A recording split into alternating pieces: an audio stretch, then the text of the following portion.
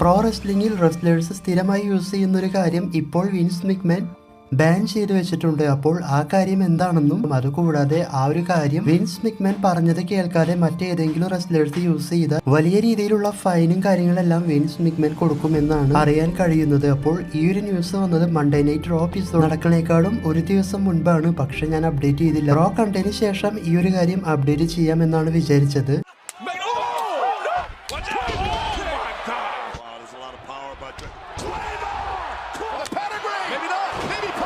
Super kick by Sky. Rusev hits the first into the post. There's the super. Going for the Claymore kick and the zigzagger now. ഇനി വീഡിയോയിലേക്ക് പോകാം. നിങ്ങൾക്കറിയാം, wrestling കാണുന്ന സമയത്ത് ഇപ്പോൾ Seth Rollins ആയാലും ശരി, ഡോബ് സിഗ്ലർ ആയാലും ശരി, ഇവർ സൂപ്പർ കിക്ക് ചെയ്യുമ്പോൾ നല്ല രീതിയിലുള്ള സൗണ്ട് എഫക്റ്റ് നമ്മൾക്ക് കേൾക്കാനായിട്ട് സാധിക്കും ലൈവ് ഷോ കാണുന്ന സമയത്ത്.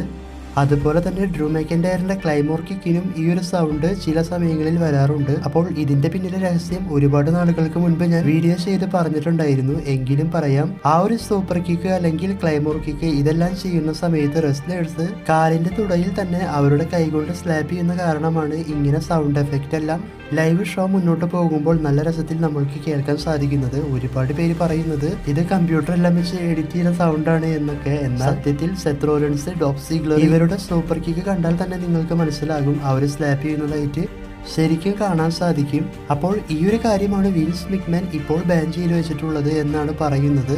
അതായത് കഴിഞ്ഞ ഞായറാഴ്ച, തിങ്കളാഴ്ച ആ ഒരു ടൈമിലാണ് ഈ ഒരു ന്യൂസ് വന്നിട്ടുള്ളത്. റെസ്ലേഴ്സ് ഇനി മുതൽ ഫൈറ്റ് ചെയ്യുന്ന സമയത്ത് ഇങ്ങനെ സ്ലാപ്പ് ചെയ്യുന്ന സൗണ്ട് ഉണ്ടാകാൻ പാടില്ല.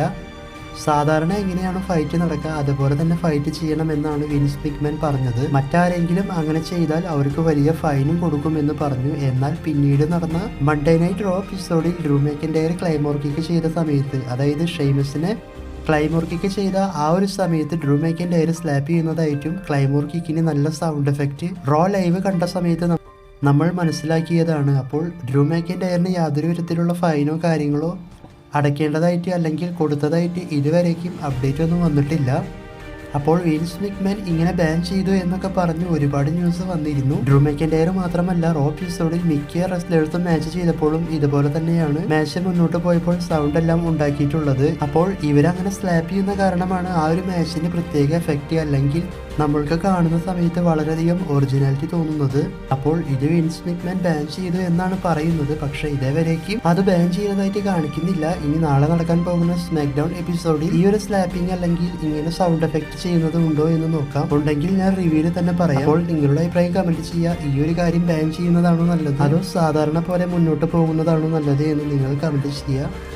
മറ്റൊരു വീഡിയോയുമായി കാണുന്നതുവരെ ബൈ. Thanks for watching.